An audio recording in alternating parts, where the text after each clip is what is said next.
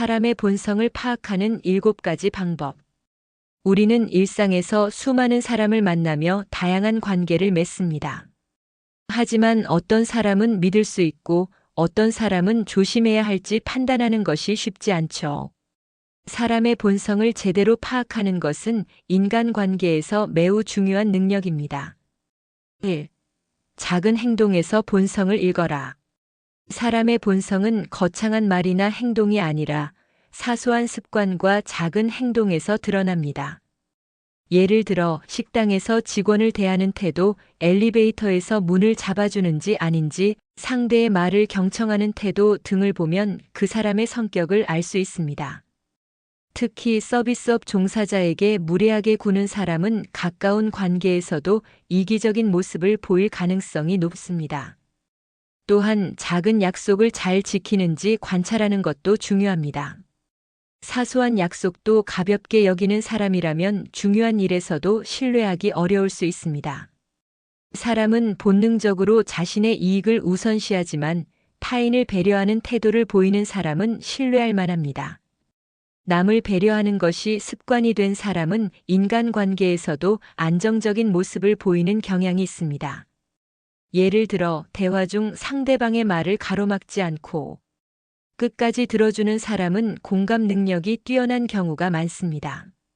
반대로 자기 이야기만 하거나 상대방의 의견을 무시하는 사람은 이기적인 성향을 가졌을 가능성이 큽니다. 또한 타인과 함께 있을 때 휴대폰을 계속 확인하는 사람도 주의 깊게 살펴봐야 합니다. 이는 상대방보다 자신의 관심사에 더 집중하는 성향을 나타낼 수 있습니다. 위기 상황에서의 반응을 관찰하라. 평소에는 친절하고 상냥해 보이는 사람도 위기 상황에서는 본성이 드러납니다. 갑작스러운 문제나 갈등이 생겼을 때 그 사람이 어떻게 대처하는지 보면 진짜 성격을 알 수 있습니다. 예를 들어 회사에서 예상치 못한 문제가 생겼을 때 냉정하게 해결책을 찾으려 하는 사람과 감정적으로 반응하며 책임을 회피하는 사람은 큰 차이가 있습니다. 또한 작은 스트레스에도 쉽게 짜증을 내거나 다른 사람에게 화풀이하는 성향이 있는지도 주의 깊게 살펴보세요. 위기 상황에서 차분하게 해결책을 모색하는 사람은 신뢰할 수 있는 반면 감정적인 대응을 하거나 쉽게 다른 사람을 비난하는 사람은 조심해야 합니다. 3. 남을 대하는 태도를 봐라. 진짜 괜찮은 사람은 권력이 없거나 자신에게 도움이 되지 않는 사람에게도 친절합니다. 반면 상대방의 지위나 이익 여부에 따라 태도를 바꾸는 사람은 조심해야 합니다. 예를 들어 친구 사이에서는 친절하지만 직장에서 부하 직원에게 함부로 대하는 사람이라면 본성은 배려심이 부족한 사람일 가능성이 큽니다. 또 상대방의 성공을 축하하는가 아니면 질투하며 깎아내리려 하는가도 중요한 관찰 포인트입니다.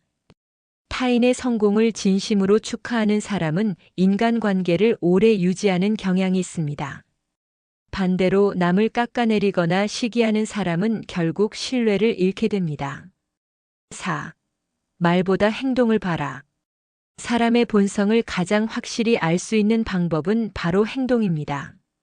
말로는 아무리 좋은 이야기를 해도 행동이 일관되지 않으면 신뢰하기 어렵습니다. 예를 들어 항상 정직을 강조하지만 실제로는 거짓말을 자주 하는 사람, 남을 돕겠다고 하지만 실제로는 자기 이익만 챙기는 사람은 조심해야 합니다. 상대방이 자신이 한 말을 얼마나 실천하는지 유심히 살펴보세요. 특히 남을 속이거나 자신의 실수를 인정하지 않는 사람은 가까이 하기 어렵습니다. 신뢰를 바탕으로 한 관계를 원한다면 행동과 말이 일치하는 사람을 선택하는 것이 중요합니다. 5. 돈과 권력 앞에서 변하는지를 봐라. 돈과 권력은 사람의 본성을 드러내는 강력한 도구입니다. 돈을 가졌을 때 변하는 사람, 권력을 가졌을 때 갑질하는 사람은 조심해야 합니다. 예를 들어 돈이 있을 때는 주변 사람을 대하는 태도가 달라지고 권력을 잡으면 남을 깔보는 태도를 보이는 사람이라면 본성은 신뢰하기 어렵습니다. 반면 돈이 많아져도 겸손함을 유지하고 권력을 가져도 배려하는 사람이라면 믿을 만한 사람일 가능성이 큽니다. 6. 실수했을 때의 태도를 봐라. 누구나 실수할 수 있습니다. 하지만 실수했을 때의 태도가 그 사람의 진짜 모습을 보여줍니다. 자신의 실수를 솔직하게 인정하고 사과하는가? 아니면 변명하거나 남 탓을 하는가? 같은 실수를 반복하지 않기 위해 노력하는가? 자신의 잘못을 책임감 있게 받아들이는 사람은 신뢰할 수 있지만 변명으로 일관하는 사람은 피하는 것이 좋습니다. 7. 오랜 시간 관찰하라. 사람의 본성은 단기간에 파악하기 어렵습니다.